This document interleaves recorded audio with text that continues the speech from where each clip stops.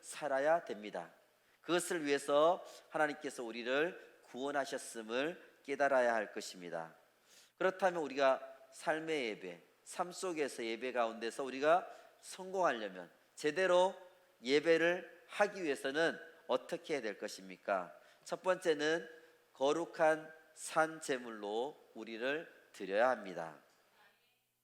오늘 말씀을 통해서 우리 삶에서 어떻게 예배드리는지를 말씀해 주고 계십니다. 1절 말씀을 같이 읽도록 하겠습니다. 그러므로 형제들아, 내가 하나님의 모든 자비하심으로 너희를 권하노니 너희 몸을 하나님이 기뻐하시는 거룩한 산 제물로 드리라. 이는 너희가 드릴 영적 예배니라. 아멘. 우리들의 몸을 하나님이 기뻐하시는 거룩한 산 제물로 드리라고 했습니다. 이 말씀을 통해서 우리는 모든 그리스도인들이 하나님께 직접 우리가 제사를 드릴 수 있다는 것을, 우리가 제사장, 아주 신령한 제사장이 되었다는 것을 말씀해 주고 있습니다. 이렇게 우리가 하나님 앞에 우리가 제사를 드릴 수 있는 것은 예수님께서 우리를 구원해 주셨기 때문에, 하나님과 우리 사이에 있는 막힌 담을 완전히 헐어버리시기 때문에 우리가 하나님께 직접 나아가서 예배할 수 있게 된 것입니다. 구약시대에는 아무나 하나님께 나아갈 수가 없었죠. 1년에 딱 한 번, 하루 대제사장만이 아주 정결하게 몸을 하고 난 다음에 그 법도에 따라서 자신을 깨끗이 하고 난 다음에 두려움 가운데 겨우 하나님께 나아갈 수가 있었습니다. 그렇지만 우리는 어떻습니까? 하나님께 나아가는데 횟수 제한이 있습니까? 없죠. 하나님께 예배하는 것에 대해서 제한이 없습니다. 자유롭게 우리는 주님 앞에 나올 수가 있습니다. 그렇게 된 것은 바로 우리 예수 그리스도, 예수님 때문에 우리는 직접 하나님께 마음껏 나와서 예배할 수 있게 되었습니다. 구약시대에 제물을 드리려면 세 명이 필요하죠. 첫 번째, 먼저 세 가지 필요한데, 첫 번째는 제물이 있어야 되죠.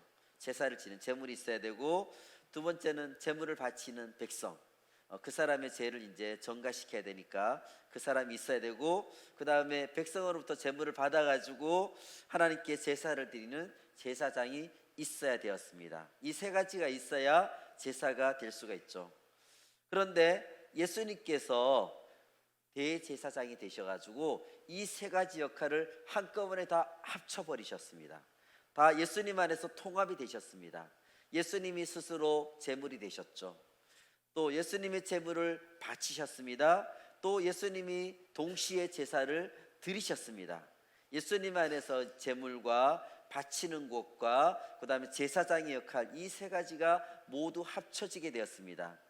그래서 우리는 예수님이 우리 안에 들어오심으로 인해서, 예수님을 믿음으로 인해서 예수님과 하나가 되었죠. 그래서 결국 우리는 예수님이 우리 안에 계시기 때문에 우리도 제물이 되고, 또 우리는 제물을 바치는 자가 되기도 하고 제사를 드리는 제사장도 우리는 될 수가 있습니다. 그래서 여기서 나온 것이 바로 우리가 만인 제사장설이죠. 모든 믿는 사람들은 이렇게 제물이 되고 제물을 바치고 제사장이 될 수 있는 그런 자격이 우리에게 주어졌습니다. 그런데 지금 우리가 여기서 지금 이 말씀 속에서 초점을 맞추고자 하는 것은 바로 제물입니다. 제물인데, 옛날에는 죽은 양, 그죠? 양을 죽이고 소를 죽이고 염소를 죽이고 해서 그걸로 바쳤는데, 여기서는 제물이 몸입니다. 우리의 몸을 하나님께서 드리라고 하십니다.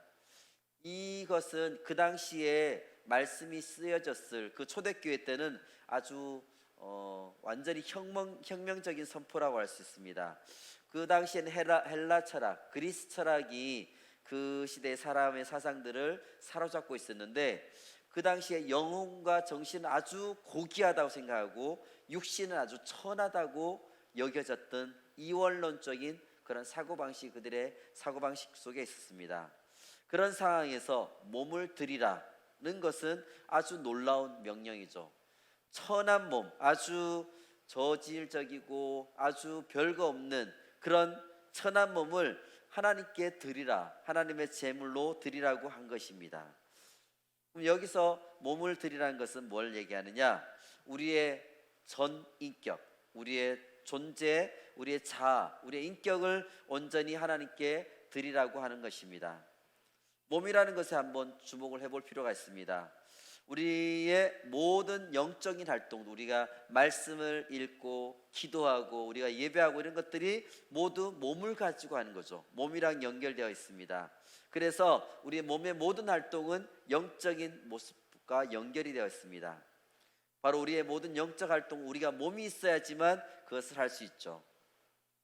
그렇게 본다 그러면 우리 신약에서 말하는 이런 제사는 그리스도인이 우리의 몸을 바치는 것이고, 몸에 관련된 모든 일을 통해서 우리가 영적인 예배를 드릴 수가 있습니다. 우리가 하나님 앞에 근본적인 자세로 하나님 앞에 온전히 바쳐진다는 우리의 태도만 갖고 있다면 우리 몸이 참여하는 모든 영역에서 우리는 영적인 예배를 할 수가 있습니다. 우리가 보통 우리 영적이라 부르는 우리가 이 시간 나와서 드리는 예배, 또 우리 셀가족 예배, 큐티하거나 기도하거나 또 성경 말씀 읽거나 이런 것도 우리가 영적인 모습이라 할 수 있죠. 이런 것뿐만 아니라 우리 삶 속에서 우리가 쉰다든지 또는 공부를 한다든지 여행을 간다든지 쇼핑을 한다든지 또 밥을 지어 먹고 치우고 설거지하는 것, 또 회의하는 것, 이런 모든 것들이 우리 삶의 모든 영역이 영적인 예배가 될 수 있습니다. 그래서 우리의 몸이 참여하는 이 일상적인 영역의 활동이 모든 것이 다 영적 예배라고 할 수 있습니다. 우리 골로새서 3장 22절에서 24절 말씀을 같이 읽겠습니다. 종들아 모든 일에 육신의 상전들에게 순종하되 사람을 기쁘게 하는 자와 같이 눈가림만 하지 말고 오직 주를 두려워하여 성실한 마음으로 하라. 무슨 일을 하든지 마음을 다하여 주께 하듯 하고 사람에게 하듯 하지 말라. 이는 기업의 상을 주께 받은 줄 아나니 너희는 주 그리스도를 섬기느니라. 아멘. 이 말씀은 그 당시에 노예들이 되게 많았습니다. 노예 출신의 그리스도인들에 대해서 사도 바울이 하는 말입니다. 그 당시 노예는 사람이라고 할 수가 없습니다. 사람이 아니라 그냥 재산입니다. 재산. 노예는 그들은 아주 천하고 보잘것없는 일들만 했습니다. 예를 들면 주인의 목욕탕에 물을 채운다든지 또 음식을 나른다든지 잔치를 준비하든지 또 뒤처리를 한다든지 심부름 간다든지 이런 것들이 종들이 하는 일이었습니다. 그런데 22절 말씀을 보면 모든 일, 또 23절에는 무슨 일을 하든지, 그러니까 이런 모든 것들, 종들이 하는 물을 채운다든지 나른다든지 심부름한다든지 이런 것들 모든 일들을 여기서 얘기하고 있습니다. 이런 건 아주 천하고 보잘것없는 일이라고 할 수 있죠. 정말 아무것도 아닌 일이죠. 그런데 먼저 이런 종들이 하는 이런 일들이 우리가 그리스도인들이 볼 때는 그냥 아주 세상적인 일, 별로 영적인 일이라고 여겨지지 않죠. 우리가 영적인 일을 생각하면 영혼 구원, 말씀 전파 이런 것만 생각했는데 이런 종들이 하던 일들, 이 세상의 가치관으로 봐도 아주 보잘것없는 초라한 것이지만 우리가 생각할 때에 세상에서 아주 높은 위치에서 뭔가 결정을 한다든지 명예를 갖고 있다든지 이럴 때만 우리가 뭔가 보람 있고 가치 있다고 여길 수 있지만, 종들이 하는 일들 아주 비천한 것이라고 생각할 수 있지만 하나님이 봤을 때는 이런 모든 것들이 영적인 가치가 있는 일이라고 사도 바울은 얘기하고 있습니다. 올바른 태도와 정신으로 하나님을 생각하면서 그 일을 할 때는, 주님을 두려워하는 마음으로 성실한 마음으로 그것을 할 때는 그런 모든 것이 영적인 예배가 될 수가 있습니다. 우리가 성실한 마음은 마음이 단순하고 진실한 것을 말하는데 우리말로 한다 그러면 우리 일편단심, 변하지 않는 그런 마음이라고 할 수 있죠. 오직 한 방향만 생각하고 나아가는 것, 진심으로 일한다고 23절에 되어 있는데, 이것은 우리의 마음이 자발적으로 우리의 일하는 것을 얘기합니다. 정말 진심으로 자발적으로 우러나와서 일하는 것입니다. 또 올바른 태도와 정신으로 일하는 것은 23절에 보면 주님께 하듯이 진심으로 일하는 것을 말합니다. 주님을 내 앞에 모셔놓고 주님께서 보시는 앞에서 맡겨진 일을 끊임없이 그 임무를 다하라는 것입니다. 실제로 우리는 주님이 어디에나 계시다고 믿지 않습니까? 그렇다면 우리가 어디에 있든지, 내가 사무실에 있든지 학교에 있든지 가정에 있든지 주님 앞에서 우리가 일한다는 것을 생각해야 될 것입니다. 이러한 것을 라틴어로 하면 코람데오라고 합니다. 코람데오. 코람데오는 하나님 앞에서라는 뜻입니다. 하나님 앞에서. 이것은 우리가 어떤 태도로 살아가야 되는 것을 말하고 있느냐면, 주님께서 나와 지금 함께하고 계신다. 주님께서 나와 함께하고 계신다. 우리가 주님을 경외하는 마음으로 우리에게 맡은 일을 해야 된다는 것을 말하고 있습니다. 주님을 두려워하거나 주님께 하듯이 한다는 것이 바로 이러한 태도입니다. 종이라는 그 현장에 지금 주인이 와 계시다고 그러면 종이 함부로 할 수가 없죠. 주인을 경외하는 마음으로 그 일을 해야 된답니다. 이러한 태도와 정신으로 일한다면 종이 하는 그런 비천한 일, 아주 가치가 없는 그런 일들도 영적인 가치가 있는 일이 될 수가 있습니다. 그렇게 될 때에 우리는 24절의 말씀에 보면 주님께 유산을 상으로 받게 된답니다. 노예가 하는 천한 일을 하면서도 마음이 올바를 때에 주님으로부터 우리가 상을 받을 수가 있습니다. 그리고 이것은 그리스도를 섬기는, 즉 예배하는 일이 되기도 합니다. 비록 종이 처하는 천한 일을 하더라도 올바른 마음의 태도와 정신으로 일할 때에 그들은 예배를 드리는 것과 똑같이 영적 가치를 지닌 일을 하는 것이라고 말씀해 주고 있습니다. 당시 그렇게 천한 노예 일도 우리 삶의 예배가 된다고 한다면, 우리가 지금 하고 있는 일, 여러분들이 알고 있는 모든 것이 바로 삶의 예배가 된다고 할 수 있습니다. 우리의 일상생활이 예배가 될 수 있습니다. 참된 예배는 바로 말씀 속에 있듯이 우리의 몸을 드리는 것입니다. 우리의 몸이 가면 우리의 마음이 가죠. 우리가 사랑한다고 사랑하는 사람한테 고백하면서 나는 당신을 정말로 사랑합니다. 그런데 나는 당신을 위해서 아무것도 안 할 것입니다. 이렇게 얘기하는 사람 없겠죠. 내가 사랑한다 그러면 그 사람을 위해서, 그 사람을 기쁘게 하기 위해서 우리는 어떻게든 움직이게 됩니다. 우리가 우리 자신을 제물로 하나님께 드린다고 한다는 것에서 마찬가지로 우리 하나님을 기쁘시게 하는데, 여기서는 제물 우리를 드리는데 제물은 산 제물입니다. 살아있는 제물입니다. 여러분들 살아있죠? 우리 살아있는 우리를 하나님께 제물로 드리는 것입니다. 내가 다른 일을 다 하고 나서 시간이 남을 때 내가 예배하겠습니다. 내가 별로 중요하지 않은 일에 시간을 다 보내면서 주님의 말씀을 묵상하고 기도하는데 하루에 몇 분도 쓰지 않는다면 이것은 우리가 제대로 된 예배가 아니라고 할 수 있습니다. 하나님께 우리 자신을 드릴 때 우리는 하나님이 기뻐하시는 거룩한 산 제물로 드려야 됩니다. 하나님은 내가 너를 기뻐할 만하게 하고 와라, 거룩해지고 난 다음에 와라, 살아있을 때 와라, 제발 거룩해진 다음에 와라, 이렇게 말씀하지 않으십니다. 우리의 모습과 상관없이, 여러분들의 모습과 상관없이 우리를 받아주십니다. 내가 부족하고 연약하고 제대로 된 모습이 없다고 하더라도 그런 모습과 상관없이 우리 자신을 주님께 드린다면 주님께서는 그냥 기뻐하시고 우리를 받아주십니다.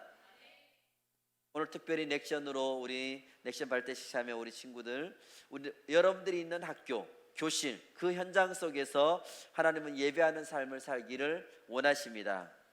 여러분들의 학교에서 사람들이 알아주든 알아주지 않든 상관없습니다. 여러분들 공부를 아주 뛰어나게 잘하든 공부를 못하든 상관이 없습니다. 친구들이 나를 알아주든지 나를 알아주지 않든지 상관이 없습니다. 중요한 것은 하나님께서 우리를 받아주셨다는 것입니다. 나의 모습과 외모와 능력을 따지지 않는다는 것을 우리가 생각한다면 너무나 마음이 편하죠. 하나님께서 나를 받아주실 테니까 우리가 해야 될 일은 우리를 그냥 드리면 됩니다. 이 세상에서 여러분들이 나의 몸을 가지고 저를 받아주십시오 하면 받아주는 곳이 얼마나 있을까요? 우리가 알바를 한다고 해도 거기서 조건을 없이 그냥 받아주는 곳은 없습니다. 그 알바 자리에 맞는 자격이 있어야 알바를 시킬 수 있죠. 학력이 있을 수도 있고 또 몸이 건강해야 될 수도 있고 그 분야에 알맞은 기술을 가져야 될 수 있습니다. 그냥 호락호락 받아주는 곳은 없습니다. 우리 자신을 내가 드리겠습니다 하고 드리지만 이 세상에서 그렇게 쉽게 받아주지 않습니다.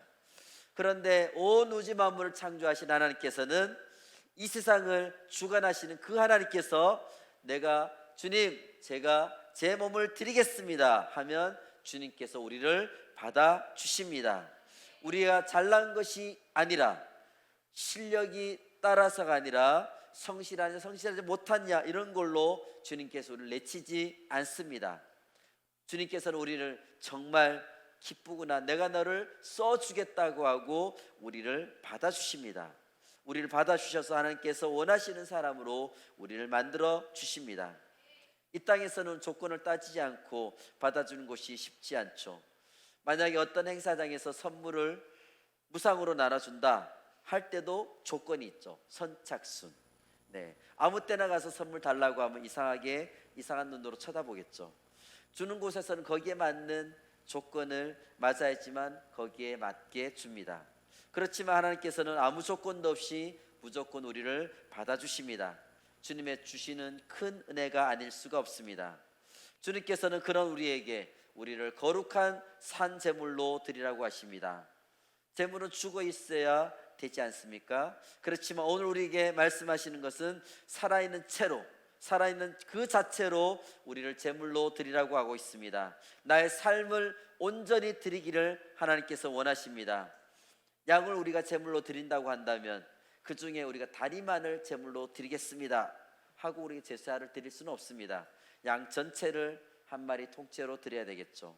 우리 삶도 마찬가지입니다. 내가 주님께 드린다고 하면서 내가 선별해서 요것만 내가 드릴게요, 요것만은 주님 받으세요, 나 다른 거 안 드릴 거예요, 내 시간 드린다고 하면서 내가 하나님 앞에서 떳떳하지 못한 시간을 보내는데 내가 절대로 그 시간에 양보하지 않겠습니다, 내가 하는 게임 시간만큼은 내가 절대 하나님께 못 드릴게요, 다른 건 내가 다 드릴게요, 이렇게 우리가 양보하지 않을 거야 이렇게 생각한다든지, 또 우리 윤원전 선생님이 말씀하셨듯이 잠에 대해서, 잠으로 인해서 우리 학생들이 많이 어려워하는데 내가 잠을 포기하면서 주님 앞에 내 시간을 내드리지는 않을 거야, 이렇게 나는 절대 잠을 포기 못해, 양보하지 않을 거야, 이렇게 하는 것은 바로 우리가 제물을 드릴 때 다리 하나만 딸랑 드리는 거랑 마찬가지입니다. 내가 제물에 뭘 드릴지 내가 결정하는 것밖에 되지 않습니다. 주님께 우리의 신체의 일부분만, 내 팔만 드리겠습니다, 내 다리만 드리겠습니다, 이렇게 내어드린다면 온전한 제물이 될 수가 없죠. 하나님 앞에 나의 일부분만 드리면서 다 드리는 것처럼 우리가 생색을 내지는 않았는지 우리 자신을 돌아보기를 원합니다. 나는 절대 이것만은 양보 못해 하는 것이, 하나님 절대 이것만은 건드리지 마세요 하는 부분들이 있지는 않은지 우리의 모습을 돌아보기를 원합니다. 하나님께서 우리의 삶을 받으시기를 원하십니다. 우리 자신을 살아있는 제물로 드리기를 원하십니다. 통째로 우리의 삶을 드리기를 원하십니다. 어제 한가족 캠프를 했죠. 통째로 생각하다 보니까 통돼지 바베큐가 생각나더라고요. 통돼지 바베큐 원래 그 사진을 보면 아주 통째로 이렇게, 원래는 저희가 거기서 직화구이를 하려고 마음을 먹었는데 요즘 산불이 많이 나가지고 바깥에서 직화구이 하면 안 된대요. 불씨가 튀어서, 그래서 소방서에서 그렇게 하면 안 된다 그래서 저희가 포기하려다가 그래도 우리가 통돼지 바베큐를 요번에 꼭 우리 가족들한테 꼭 먹여야 되겠다 해서, 그래서 거기서 이제 약간 한 80% 정도 된 그 통돼지를 시켜가지고 와서 현장에서 나머지 작업을 해가지고 이렇게 해서 여러분들하고 같이 나눔을 했습니다. 여기서 우리가 통째로 드린다는 것은 어떤 의미가 있느냐? 만약 우리가 고기에서 고기를 산데 부위별로 어떤 부위만 샀다, 그러면 그 안에 여러 마리의 고기들의 그 부위가 섞여 있는지 어떻게 되는지 우리가 알 수가 없죠. 그렇기 때문에 가치가 떨어지게 됩니다. 통째로 드린다면 완전히 하나의 겉모습부터 시작해서 모든 것을 그 모습부터 제대로 알 수가 있고 어떻게 구성되는지 알 수 있기 때문에 나름대로 더 가치가 있습니다. 하나님께서는 우리의 인생을 이렇게 통째로 드리시기를 기뻐하십니다. 주님이 기뻐하신 우리의 삶의 예배를 위해서 우리의 몸과 마음과 시간과 우리의 모든 것을 온전히 드릴 수 있기를 원합니다. 우리의 몸이 움직이게 되면 다른 사람들을 볼 때 저 사람이 믿음 있어 보이고 성실해 보이고 뭔가 움직일 때에 그것이 우리를 몸을 통해서 다른 사람에게 보여지게 됩니다. 우리의 믿음은 우리의 몸으로 표현되게 되죠. 하나님 앞에 우리의 몸을 드리는 것이 바로 우리의 믿음을 드리는 것입니다. 우리의 몸과 우리의 모든 것을 우리 삶의 영적 예배에서 영적 예배를 통해서 승리한 우리 모든 베들 가족들이 되시기를 원합니다. 그렇지만 우리 몸을 온전히 산 제물로 우리가 드리고 싶지만 그것이 쉽지만 않죠. 절대로 만만하진 않습니다. 삶의 예배를 우리가 온전히 제대로 드리기 위해서 어떻게 해야 될까요? 첫 번째 우리가 산 제물로 드린다고 그랬는데, 그렇다면 두 번째는 무엇이냐? 둘째는 이 세대를 본받지 말아야 합니다. 2절 말씀을 같이 읽겠습니다. 너희는 이 세대를 본받지 말고 오직 마음을 새롭게 함으로 변화를 받아 하나님의 선하시고 기뻐하시고 온전하신 뜻이 무엇인지 분별하도록 하라. 아멘. 오늘 넥션 주제의 말씀이죠, 그죠? 여기서 보면 하나님께서는 우리가 참된 예배를 드리려면 먼저 이 세대를 본받지 말라고 하였습니다. 이 세대를 본받지 말라. 이 세대는 어떤 세대입니까? 이 세대는 언젠가는 없어질 세대가 바로 이 세대입니다. 절대로 영원하지 않습니다. 그런데 이 세상을 살아가는 사람들은 이 세상이 마치 영원한 것처럼 그들은 살아가고 있습니다. 영원히 살 것처럼, 죽지 않을 것처럼 계속해서 돈을 벌고 뭔가를 장만하고 더 좋은 것을 구비하면서 계속해서 더 많은 것을 갖고 싶어하고, 그러면 계속해서 이걸 누릴 것처럼 사람들은 생각하고 살아가고 있습니다. 그렇지 않습니다. 이 세상에는 분명히 끝이 있습니다. 그래서 여기에서 이 세대를 본받지 말라고 하는 것은 바로 이런 뜻입니다. 예수님을 믿고 구원받은 자로서 우리가 잘 살기 위해서는 이 세상을 본받지 말아야 된다는 것입니다. 세상을 따라 살고 세상의 그 기준과 방법대로 되는 살면 예수 믿는 삶을 우리가 제대로 살 수가 없다는 뜻입니다. 본받지 말라, 쉽게 얘기해서 우리가 카피하지 말라, 그죠? 그대로 판박이처럼 세상 사람들이 사는 대로 그 가치관을 그대로 내가 흡수하지 말라는 뜻입니다. 본받는다는 것은 영어로 하면 컨펌이라고 할 수 있는데, 헬라어로 보면 이게 스케마라고 합니다. 매일 또는 심지마다 변하는 겉모습을 스케마라고 합니다. 어제의 스케마랑 오늘의 스케마는 분명히 다르죠. 어제의 저와 오늘의 나는 분명히 다릅니다. 쉽게 우리가 알 수 있는 것은, 우리 남자들은 수염, 매일마다 수염을 깎아야 돼서 좀 귀찮을 때가 있죠. 머리카락 계속 자라죠, 그죠? 수염이 빨리 자라거나 머리카락이 빨리 자라서 너무너무 좀 귀찮죠. 매일마다 깎아야 되니까. 그럴 때 우리는 이렇게 생각하면 됩니다. 내가 살아있구나. 살아있기 때문에 머리카락이 자라고 수염이 자라는구나. 죽은 사람은 수염, 머리카락이 계속해서 자라지 않죠. 그럴 때마다 우리가 살아있는 것에 대해서 감사해야 되죠. 그렇게 수염이나 머리카락이 우리가 어제랑 오늘이 다른 것처럼 우리 어제의 스케마랑 오늘의 스케마는 계속 달라지죠. 우리가 교회에 왔을 때 스케마랑, 또 집에 갔을 때에 밥 먹을 때 스케마랑, 집에서 잠을 잘 때 스케마가 계속 바뀌게 됩니다. 이처럼 우리의 스케마는 계속 바뀌게 됩니다. 그런데 이 절에서 말하는 것은 이 세상에 변하는 것들에, 이 세상은 계속 변한다고 합니다. 이 변하는 것들에 우리의 삶을 온전히 헌신하지 말라고 하고 있습니다. 우리가 이렇게 교과서대로 살아라 이런 말들을 하죠, 그죠? 교과서대로 살아라. 교과서대로 사는 것이 정확하고 틀리지 않다는 것에서 이런 교과서대로 살아라 이렇게 우리가 얘기를 하고 있습니다. 그런데 과연 이 말이 맞을까요? 저는 교사로서 지금 만 30년이 됐습니다. 30년 동안 교과서를 가르쳤습니다. 교과서를 가르치다 보니까 교과서 안에서 오류들이 나타납니다. 학생들한테 얘기하지 않지만 저희는 보면 이게 뭔가 잘못됐다는 것을 알 수 있습니다. 그 안에서 서로 부딪히는 오류들이 있습니다. 왜냐하면 계속해서 교과서들이, 그 교육과정들이 그 시대 흐름에 따라서, 또 교육의 어떤 사조에 따라서 계속해서 교과서들이 만들어지다 보니까 그 안에서도 교과서 내용이 계속 바뀝니다. 전에는 맞았는데 지금은 틀립니다. 이렇게 바뀌기도 하고, 이처럼 우리가 교과서처럼 여기는 삶도 이렇게 정확하지 않다는 것을 알 수 있습니다.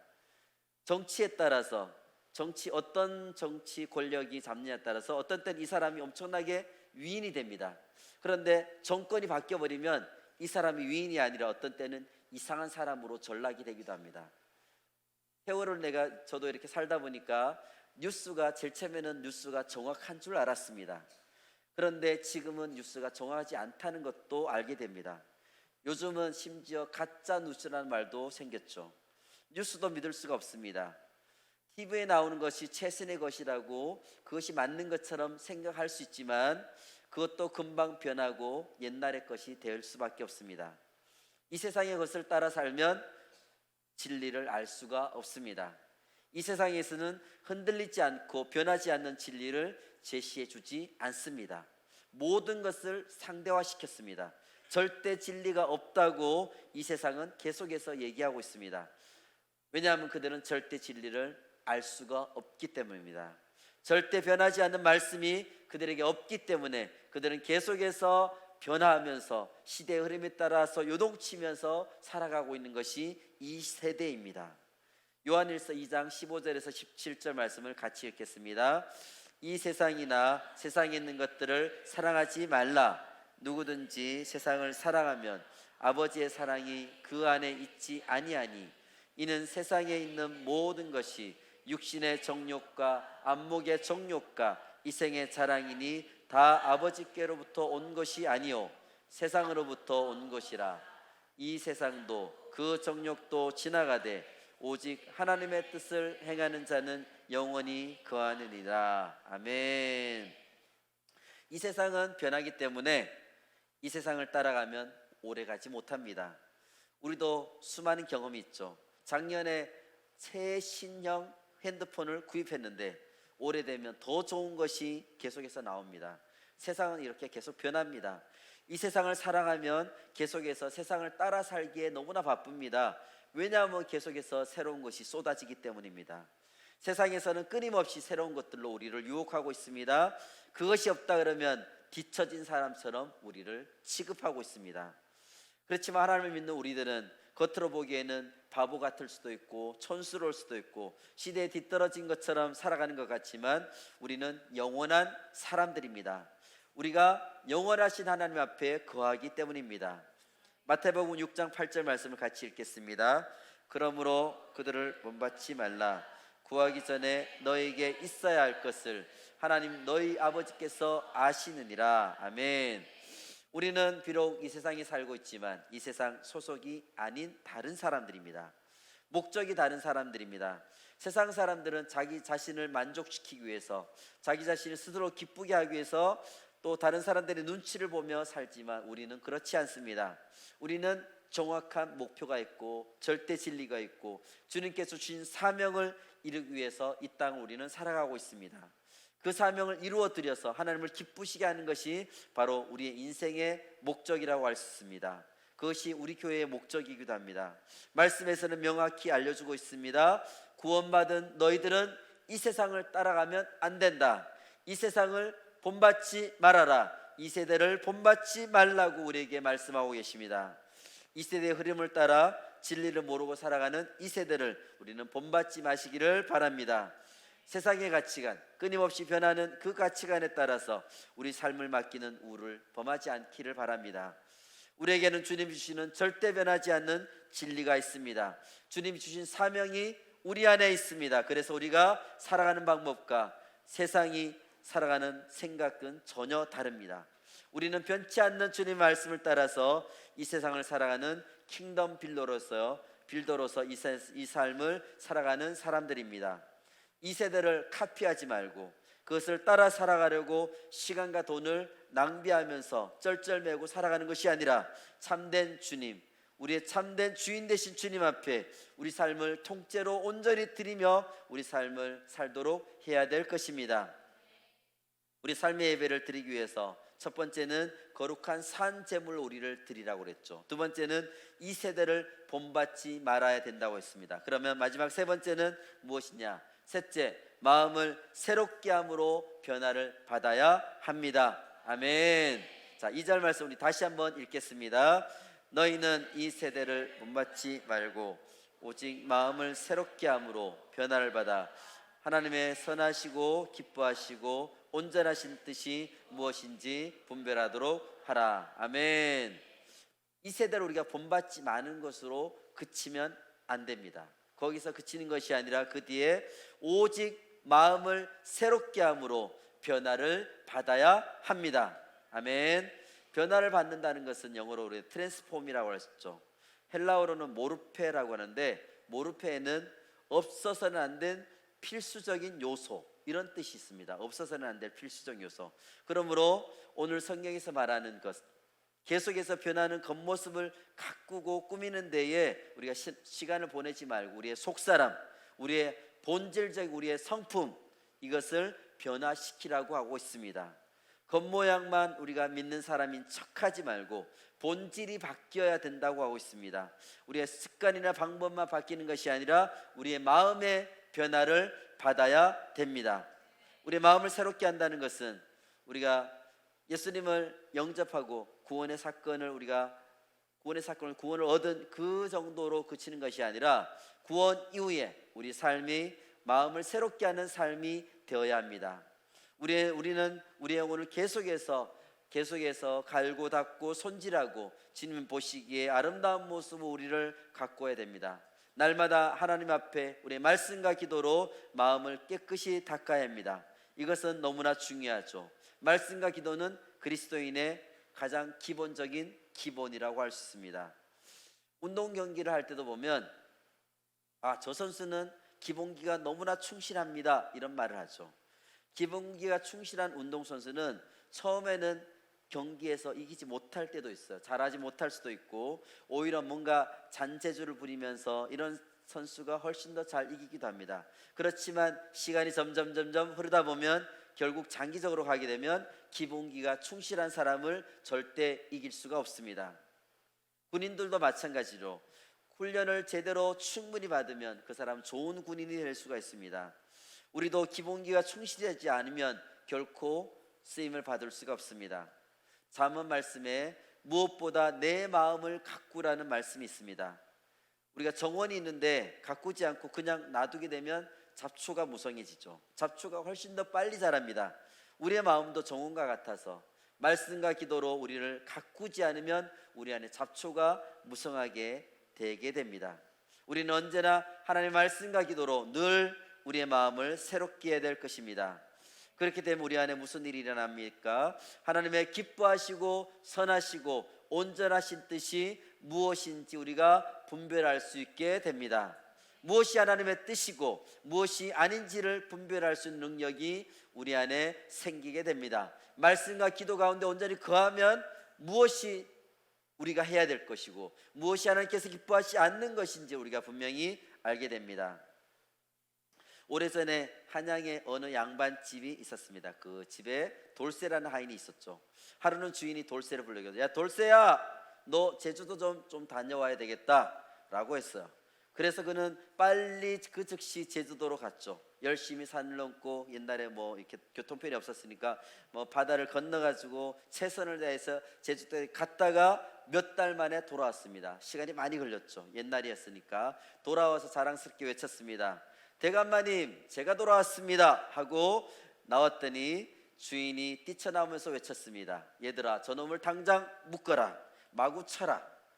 그래서 왜 도대체 나는 열심히 다녀왔는데 왜 때리라는 겁니까? 가기는 갔지만 주인이 거기 가서 뭐하라고 얘기하는지를 모르고 그냥 갔다 왔습니다. 그런데 그냥 갔다 오기만 했으니까 그냥 벌받은 것이죠. 무엇 때문에 그것을 가는지 듣지도 않고 그냥 가버린 것입니다. 우리는 종으로서 하나님의 뜻을 분명히 알아야 됩니다. 그래야 온전히 일할 수가 있습니다. 우리는 주님의 뜻하고 상관없이 그냥 내 마음대로 내가 열심을 내서 뭔가 일한다 그러면 그것은 우리가 주님이 원하시는 뜻이 아닙니다.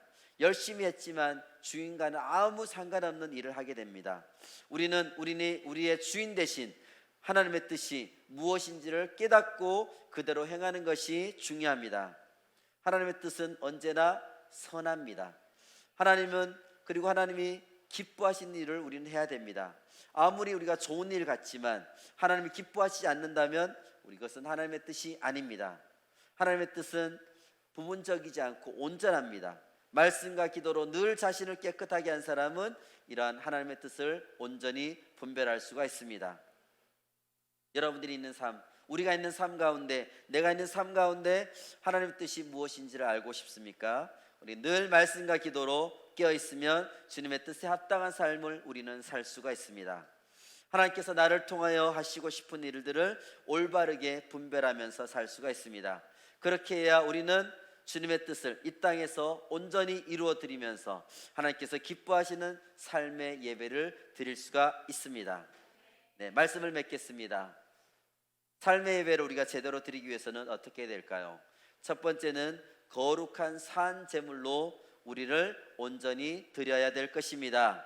두 번째는 이 세대를 본받지 말아야 됩니다. 세 번째는 마음을 새롭게 함으로 변화를 받아야 됩니다. 이제 우리의 몸을 하나님 기뻐하시는 거룩한 삶 제물로 우리가 드려야 되지 않겠습니까? 여러분들의 직장에서, 집에서, 학교에서 매 순간 모든 삶을 우리가 결단해야 될 것입니다. 그렇다면 우리는 어떤 말을 하고 어떻게 행동해야 될까요? 집에서 가족이 나를 화나게 한다. 그럴 때 어떻게 해야 될까요? 교회에서 다른 성도들이 나를 비난한다. 어떻게 해야 될까요? 직장이나 여러분들이 있는 사업체 사람들 만나게 할 때 그 사람들이 여러분들 힘들게 하거나 짜증나게 할 때 어떻게 될까요? 학교에서 내 친구들이 내 마음을 몰라주고 나를 힘들게 할 때 우리가 어떻게 될까요? 우리는 모든 순간순간 이런 순간순간 그 모든 순간마다 하나님께 우리 자신을 산 제물로 드리면 하나님께서 우리에게 어떻게 해야 될지를 알려주십니다. 우리의 몸을 제물로 하나님께 온전히 우리가 드려야 됩니다. 그것이 바로 우리의 삶의 예배입니다. 하나님께서는 이런 참된 예배, 온전히 하나님께 예배하는 자를 찾으십니다. 우리가 이 모든 것들로 하나님께 나아갈 때에, 우리의 몸을 드릴 때에 우리의 삶은 하나님 기뻐하시는 거룩한 산 제물로 드려지게 될 것입니다. 오늘 특별히 우리 넥션 발대식에 하는 우리 넥션 친구들, 우리가 사는 삶은 세상 사람들이 이해할 수가 없습니다. 여러분들이 많은 시간을 드려야 되고 헌신을 해야 되고 내 돈을 드려야 될 때도 있고 시간도 드리고 또 열정 드리고 재능을 드리고 이렇게 하면서 여러분들이 이 넥션을 위해서 또 시간을 보내고 여러 가지 헌신하게 됩니다. 그런데 그것을 친구들한테 여러분들이 얘기한다 그래서 그 친구들이 여러분들을 이해해 주지 않습니다. 그 친구들은 왜 저렇게 살아가나 하고 생각하게 됩니다. 그렇지만 우리는 이 세상의 가치관으로 봤을 때에 그것이 그 친구들이 우리를 이해 못하는 것이지, 우리가 하나님 앞에 섰을 때에 하나님의 뜻을 따라 살아가는 사람들한테는 그것이 하나님의 뜻을 이루어드리는 주님의 사명을 따라가는 삶입니다. 우리가 친구들에게 주님의 복음을 가지고 나아가서 그들에게 전하는 것이 결코 쉽지는 않습니다. 그러나 이것은 너무나 중요한 일이죠. 왜냐하면 사람의 생명이 달려있는 일이기 때문입니다. 사람들이 생명보다 더 소중하게 여기는 것 없죠. 생명을 가장 사람들은 소중하게 생각합니다. 그런데 그 사람들은 그 소중한 생명을 어떻게 해야 살릴 수 있는지 방법을 모르고 있습니다. 너무나 중요하다는 것만 알고 자기 마음대로 어떤 방법으로 살아가야 될지 모르기 때문에 자기 방법대로 살아갑니다. 그 생명을 위해서, 자기 목숨을 위해서 이것저것 좋은 것들을 찾아다니고 좋은 것들로 자기 몸을 치장하고 그렇게 살아갑니다. 어떻게 그 생명을 유지하고 그 생명을 소중히 여기고 그 생명을 구원할지 그들은 방법을 알 수가 없습니다. 그렇기 때문에 우리는 그 사람들, 그 친구들에게 생명을 소중히 여기는 그 생명을, 너희들이 중요하게 생각하는 그 생명을 유지하기 위해서, 구원받기 위해서 어떻게 살아야 된다는 것을 우리는 그들에게 가서 당당하게 얘기할 수 있기를 원합니다. 이 시대의 문화에 따라서 살아가는 친구들, 이 시대의 가치관에 따라가는 그 친구들을 부러워하지 말고 그들에게 당당하게 절대 변하지 않는 진리를 가지고 우리는 나아가야 될 것입니다. 세상이 우리를 무시하는 것 같지만 그들은 또한 내심으로는 우리에게 기대하고 있습니다. 세상과 같지 않은 모습을 살아가기를 우리에게 바라고 있습니다. 우리는 이 세대를 본받지 말고 주님의 진리를 따라 살아야 됩니다. 그렇게 살 때에 이 세상은 우리를 부러워하게 됩니다. 이 세상에서 우리가 당당하게 살아가기를 그들은 또한 원할 것입니다. 그렇지만 이 세상은 우리가 또한 그러한 삶을 살지 못하도록 방해하고 있습니다. 많은 것들이 여러분들이 참된 예배를 못하도록 방해하죠. 이러한 삶을 산다는 것은 쉽지 않은 일입니다. 그래서 우리는 마음을 새롭게 함으로 변화를 받아야 됩니다. 매일매일 말씀과 기도로 우리를 새롭게 해야 됩니다. 또 이제 더 많은 우리 베델 가족들이 여러분들을 위해서 오늘 또 후원선 신청서를 썼습니다. 여러분들을 위해서 기도할 것입니다. 물질로 후원할 것입니다. 더 많은 지원군들이 여러분들을 돕고 있다는 것을 기억하시길 바랍니다. 여러분들이 더 힘을 내시길 원합니다. 기도의 자리 절대 양보하지 마시길 바랍니다. 같이 모여서 기도하면 됩니다. 여러분들이 어떤 어려움이 있더라도 여러분들이 모여서 기도하면 그 안에서 문제가 해결되게 됩니다. 여러분들, 내가 다니는 학교를, 나의 중학교를, 나의 고등학교를, 나의 초등학교를 주님 나에게 주십시오. 내가 기도하지 않으면 우리 학교에 소망이 없습니다. 그런 마음으로 우리는 우리 학교를 위해서 기도하며 우리 학교를 지켜내야 될 것입니다. 내가 우리 학교의 소망이다. 내가 마지막 우리 학교의 소망이고 마지막 보루이다. 내 안에 소망 되신 예수 그리스도가 내 안에 계시기 때문에 내가 이 학교를 지킬 수 있다는 것을 여러분들이 분명히 아시고, 그분이 계시기 때문에 내가 당당하게 믿음으로 나아갈 수 있다는 믿음으로 한 걸음 내딛기를 원합니다. 우리에게 주어진 모든 것에 최선을 다해서 싸워야 됩니다. 처절한 싸움이 있을 수 있습니다. 내 앞에 지금 요단강이 홍수가 나서 지금 흘러 넘치고 있습니다. 그런데 하나님께서는 그 요단강을 건너가라고 말씀하고 계십니다. 그런데 가만히 있으면 그 요단강은 절대 열려지지 않습니다. 지금 물이 넘쳐서 내가 한 발 내디디면 분명히 푹 빠져서 내가 죽을 수 있습니다. 그렇지만 주님께서는 내디디라고 말씀하십니다. 그럼 우리는 한 발을 내딛습니다. 그럴 때에 요단강이 갈라지게 됩니다. 홍해도 마찬가지입니다. 우리가 홍해가 믿음으로 한 걸음 내디뎠을 때에 홍해가 갈라지게 됩니다. 오늘부터 여러분들의 삶, 우리의 삶 가운데, 우리 학교 안에 도저히 불가능할 것 같은 그런 상황들 가운데 우리가 믿음으로 한 발짝 내디디면 하나님께서 길을 열어 주십니다. 주님의 나라가 우리 학교 가운데 이루어지게 됩니다. 우리 학교가 온전히 주님의 나라가 되고 주님의 뜻이 이루어지는 되고, 또한 많은 잃어버린 영혼들이 주님 앞에 돌아올 수 있는 통로로 사용되어지게 됩니다. 여러분들, 우리 자신을 거룩한 산제물로 주님 앞에 온전히 드리시길 원합니다. 우리 자신을 주님께 온전히 드리시길 원합니다. 내 몸을 주님께 드립시다. 이 세대를 본받지 않겠습니다. 우리 마음을 새롭게 함으로 변화를 받아서 하나님의 기뻐하시고 선하시고 온전히 하는 뜻이 무엇인지 온전히 분별하며 그 뜻대로 살겠습니다. 이렇게 고백하는 우리 모든 넥션 친구들, 또 우리 모든 가족들을 되시기를 원합니다. 의지하고 순종하고